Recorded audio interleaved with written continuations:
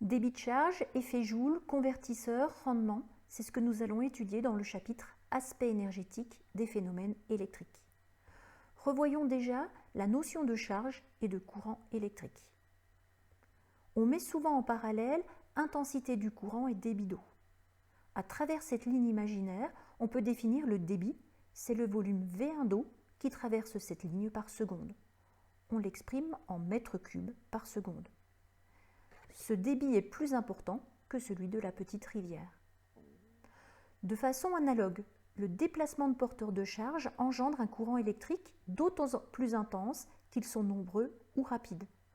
On peut définir l'intensité grand I du courant par le rapport Q sur delta T, Q étant la charge qui traverse la ligne imaginaire pendant la durée delta T. Plus le débit de charge est important, plus l'intensité grand I est élevée. L'intensité s'exprime en ampères. Voilà, donc maintenant qu'on a revu la notion d'intensité, on va s'intéresser aux dipôles électriques. Alors ils ont des comportements différents. Un dipôle, il peut avoir un caractère récepteur s'il consomme de l'électricité, générateur s'il en fournit. Pour étudier leurs différences de comportement, on peut tracer ce qu'on appelle la caractéristique intensité-tension. Premier cas, le conducteur ohmique. Quelle est sa réponse en tension lorsqu'il est parcouru par un courant d'intensité qui augmente? Eh bien, pour le savoir, nous allons faire varier l'intensité grand I le traversant et nous mesurons la tension à ces bornes. Alors, pour être sûr de mesurer une tension positive, on place la borne V du côté où entre le courant et la borne COM là où il sort. La tension U, de toute façon, est toujours représentée en sens inverse du courant pour un récepteur électrique. Si on trace maintenant la caractéristique intensité-tension, donc en général, la tension est portée en ordonnée, on met en évidence que la tension à ces bornes est proportionnelle à l'intensité grand I. Si on recommence les mesures avec cette fois-ci une résistance R' plus grande, eh bien la pente ou coefficient directeur de la droite est plus élevé. On peut mettre en évidence la loi d'Ohm, la tension est proportionnelle à l'intensité, le coefficient de proportionnalité ou encore coefficient directeur de la droite et la résistance du conducteur ohmique qui s'exprime en ohms. Si on trace maintenant la caractéristique intensité-tension d'une source de tension, c'est-à-dire d'un générateur. Donc, on représente la tension U, cette fois-ci, de même sens que I. Et c'est toujours cette convention qu'on adopte avec un générateur. On observe que la tension U aux bornes de cette source de tension est constante, quelle que soit la valeur de I. La source de tension délivre donc une tension constante grand E, quelle que soit l'intensité du courant qui la parcourt. Si on prend le cas maintenant d'une pile, eh bien cette caractéristique intensité-tension est différente. On obtient une droite décroissante qui a pour équation U égale E moins RI. On parle alors de source réelle de tension qui sera donc modélisée par l'association en série d'une source de tension idéale et d'une résistance interne petit r. Grand E est appelé tension à vide ou encore force électromotrice, c'est l'ordonnée à l'origine de la droite, et le coefficient directeur de la droite correspond lui à moins petit r. Si on résume, avec une source idéale de tension, comme une alimentation stabilisée, eh bien grand U est égal à grand E. Avec une source réelle de tension, comme une pile, la tension grand U à ces bornes est égale à E moins RI. Définissons maintenant la notion de puissance et d'énergie électrique pour étudier les phénomènes électriques, en réalisant quelques analogies pour mieux se représenter la signification de ces grandeurs.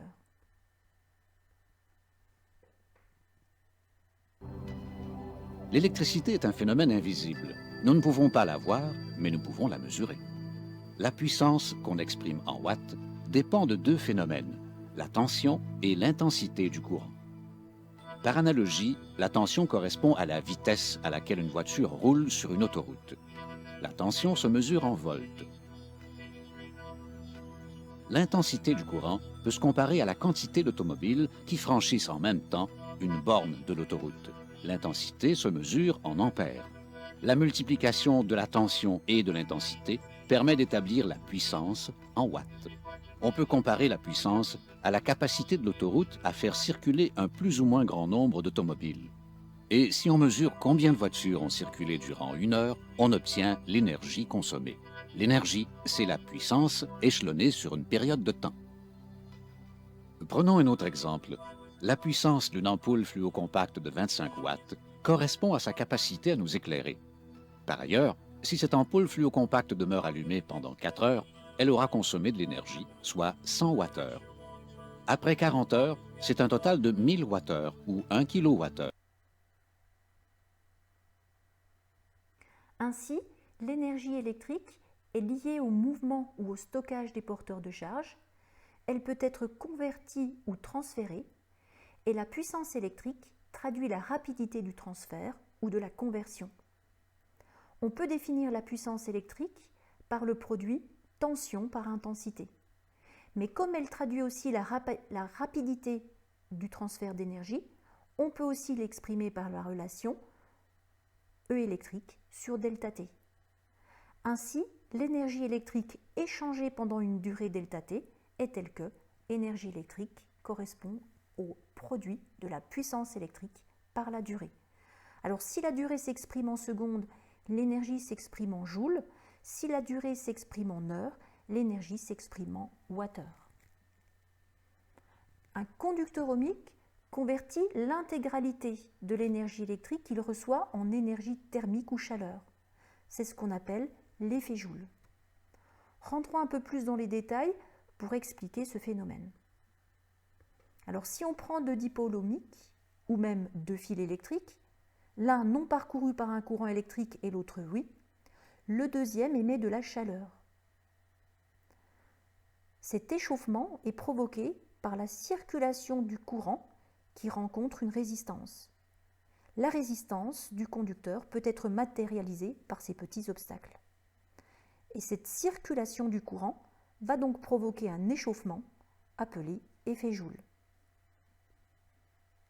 Si le conducteur a une résistance plus importante, eh bien l'échauffement sera aussi plus élevé. C'est le cas du deuxième dipôle.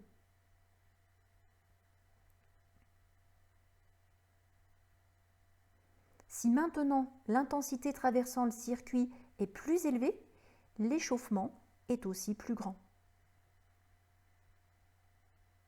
C'est le cas pour le deuxième conducteur. Ainsi, avec un dipôle ohmique, la puissance électrique consommée par ce dipôle est définie bien sûr par la relation U fois I. Mais pour un tel dipôle, d'après la relation, ou d'après plutôt la loi d'Ohm, U égale à R fois I, on peut aussi écrire que la puissance électrique est le produit de R fois I carré. La puissance électrique consommée est ensuite intégralement transformée en puissance dissipée par effet Joule. Celle-ci est donc bien liée à la résistance du conducteur ohmique, mais aussi à l'intensité qui la traverse, comme on l'a vu dans la simulation précédente. Pour terminer ce chapitre, on peut établir aussi un bilan de puissance et un rendement, notamment en introduisant la notion de chaîne énergétique. Alors là, nous allons utiliser l'animation suivante du site eProf.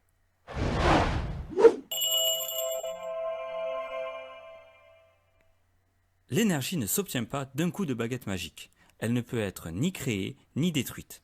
En revanche, elle peut être convertie d'une forme à une autre grâce à un convertisseur, comme par exemple une éolienne ou un panneau photovoltaïque. Pour mieux visualiser ces conversions d'énergie, nous allons les représenter avec une chaîne de transformation énergétique.